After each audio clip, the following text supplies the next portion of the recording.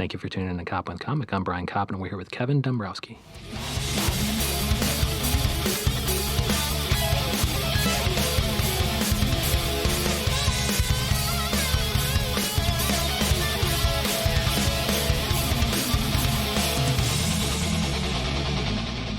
Kevin Dombrowski, how the hell are you? Hey, man. It's so good for you to come in during the coronavirus. What a sultry NPR introduction that was. That's the only canned thing I do, and everybody makes fun of me. But where can people find you do stand-up comedy on stage in New York City, and where can they find you online? Online is at Kevin Dombrowski across all my social media. Cool. It's different on Instagram, but if you put my name in, it'll pop up. I have to add comedy so people know I'm a comedian on there. Because there's less funny Kevin Dombrowskis out there. Actually, there's one more Kevin Dombrowski, and I hit him up on Instagram to get the name when I was like trying to like co-brand everything. Okay. Because I had comedy across it, and then I was like, I should probably take myself more seriously and not put that I'm a... You know what I mean? It's not like I'm Kevin Dombrowski, real estate agent. It wouldn't make any sense. Right. So I hit the dude up, and in the middle of sending him a message being like, look, man, I'm legit. Like, this is what I've done. In terms of, like, I'm not just some jackass. Like I need this name for my career. And in the middle of telling him, like, stuff that I've done, my cell phone bill got shut off for non-payment. So it's a true story. So I literally paid the bill. And then the next message I sent him, I go, you know what, dude? Why don't you just keep it? I'm not doing as well as I thought. You might be more successful with this name than me. That's so funny. I cannot even pay my bills, and people can. It sounds like you have a hat on right now that says New York Comedy Club. I do have a hat. So are you? Yeah, are you playing there tonight or sometime soon? Sunday. When does this come out? It'll come out tonight. Tonight? Sure. Sweet. So, quick turnaround. Yeah. I like you guys. Absolutely. Sunday, which is tomorrow, okay. I'll be hosting the 8 o'clock at New York Comedy Club, and then a bunch of other dates coming up there and all over the city. I'm kind of bouncing all over right now. He's kind of a big deal because what we're going to be talking about is, well, he's been 10 years in stand-up comedy. I've been tenured. And he's tenured as he can't be fired by anybody. I mean, they might not laugh, but I'm a tenured comic. True. And what you have coming out is, or actually it's out right now, High on Molly is it a debut album? It's my debut album. It's on Pandora, which I found, so it's an exclusive. It is right now. It's an exclusive. It started yesterday. It launched. It's a exclusive spin. I'm just like, clearly I don't have any talking points from the. But what I thought, like, I got weirded out by the whole thing because it goes. I was like, well, it's Pandora, right? And then are we just going to be shuffled in a bunch of comedy and occasionally? No. But yeah, what you put is you can listen to it in its entirety on Pandora right now. Yes, yeah. So that's cool. The label did very good. 800-Pound Gorilla Records is amazing. They did very good at sending me copy that I would have to say to make everyone look good. So it's not just me rambling.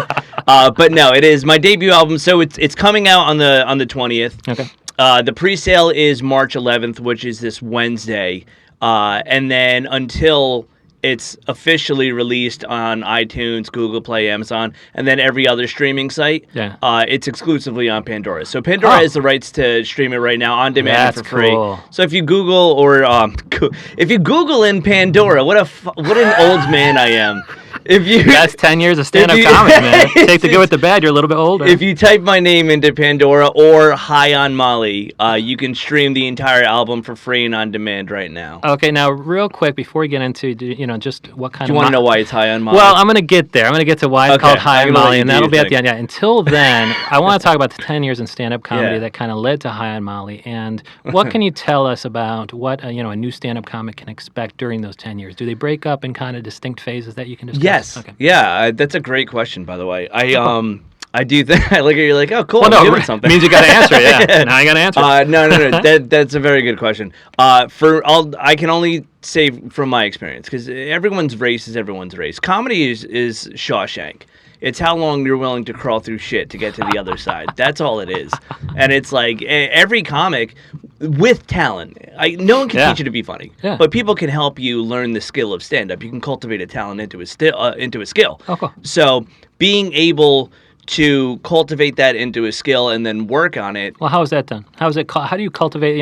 Everybody's laughing at me when I'm growing up. How do I cultivate the talent into the skill? Well, everyone watches stand-up growing up, so you have an idea of what stand-up comedy is. Right. And then you get on stage and you try to see what makes things work for yourself. So for me, years really 0 through 5, we're just learning how to say things say funny things on purpose and make people laugh on command. Yeah. And you're, the first couple of years, you're kind of swinging in the dark, aren't you? Because you have no idea if they're going to laugh, so do you build in a pause? Exactly. Yeah. So you don't know specifically really what's funny for you. It's like going into a batting cage. You're going to, if you're swinging for the fence every time, you might strike out a lot, but eventually you're going to make contact. That's what stand-up is. The more you do it, the more contact you make. Okay. And then you start to learn what specifically is working about that and why it's funny. And why people are laughing at it coming out of your mouth as opposed to somebody who looks different or might be a different age. Or something. Well, look, getting a laugh and getting lucky with the laugh. Getting a laugh and not knowing why you got a laugh, you just got lucky. That's cool, yeah. And but then you have to figure out why. It is okay, yeah. but it's not good enough to be a good stand-up. You have to know why you're funny. You have to know why your joke is working. Yeah, it's like, why did they laugh at something I didn't even think was funny? How can I bottle that up into something because I can use over and over? Because how can you plan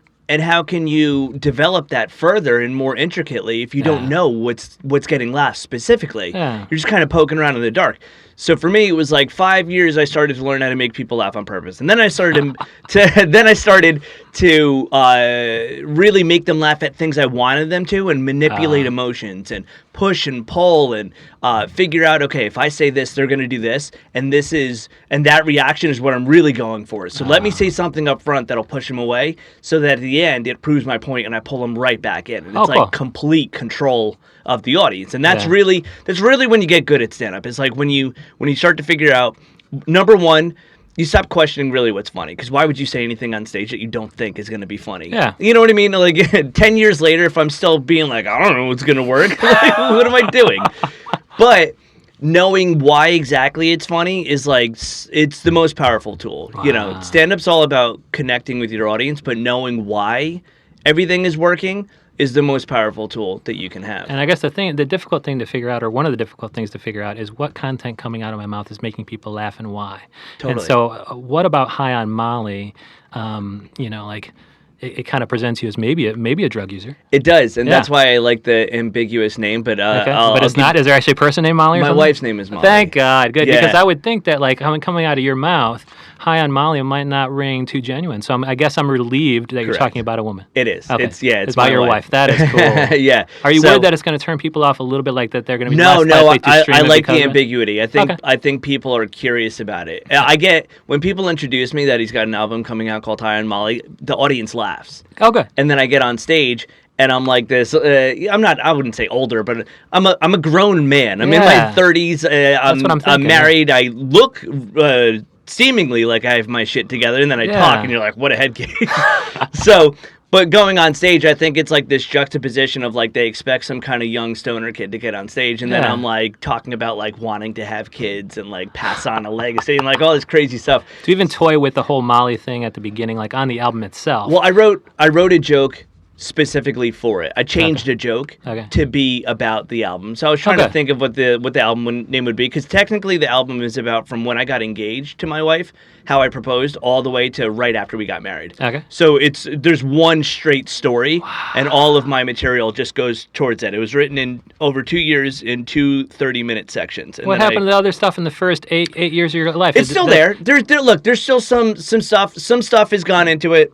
But it is a direct story for the album, and that's why I did the album. Is I wanted to tell the story and put it on, and then move on to the next chapter of my life, because I don't. But one big story, what, for a whole hour, half hour? It's a 50-minute album. 50? 50. Yeah. How can you get what? That is amazing skill to do a whole story that's 50 minutes long. Well, yeah. I mean, the trick is to break it up into different jokes. You know what I mean? So it's like engagement jokes and a little bit of marriage material. I literally call it that, and then it's High on Molly. It's like really the differences between us, because I'm from the Northeast. I'm from here, and my wife is from Sacramento, so she's a naturally good person, and then I'm just this angry, filled with darkness person. Oh, that's cool. I say that she's like a Disney character, and I'm like Bane from Batman, just born in a prison and raised in the darkness. I didn't know Sacramento people were good. I guess Disney princesses were all born in Sacramento.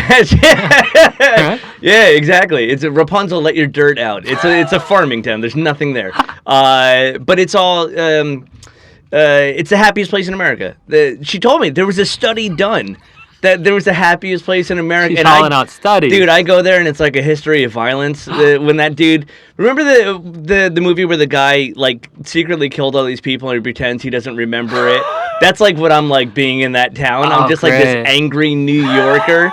And everyone's like farming town and pickups and like no sleeves and like, hey, doll, and I'm like, fuck out of my way. And so they can stream that today. And are you doing like act outs and things like that on the album? Like, get the fuck out of my way. Yes, like, I do. Okay, so it's real high energy. I wrote.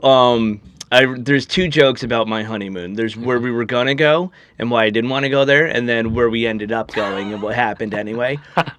So there's a major act out at the end of the first part of that. Okay. And it's essentially about the guy that punched the kangaroo in the face in Australia. Yeah. So it breaks down that whole video, but from my perspective of my wife wanting to go there for our honeymoon. So it breaks it all down, and it ends with this. I mean, I don't want to give too much away, but you guys can listen to it anyway, so you're going to hear it. They can listen to it right now on Pandora exclusively. Yes. Until it comes out on the 20th. On the 20th. But there's pre-sale on the 11th. To make sure that you go to #1 in iTunes Comedy. Correct. That would be, yeah. So it's kind of possible, isn't it? Like, there's some people that I know, they're like, yeah, #1 album on iTunes. So I was like, it's pretty sweet. Totally. The label that with 800 Pound Gorilla Records are they're really amazing. They're like a powerhouse. I really am the bottom of the barrel on their roster. I got super lucky. Well, it sounds like they have to have their farm team. Like, make sure that the Kevin Dombrowski, he's going to be on people's Mount Rushmore of comedy, but we have to get him while we still can. They're very good. Yeah, because there's probably also Comedy Central Records or something who's just, they don't got their finger to the ground anymore. They're not hearing the Kevin Dombrowski. I mean, I don't know who is in this lovely murder basement that we're in. Nobody can hear you at all, but people can hear your stuff on Pandora and then pre-order on the 11th. On the 11th. Cool. Kevin Dombrowski, thank you so much. Thanks, buddy.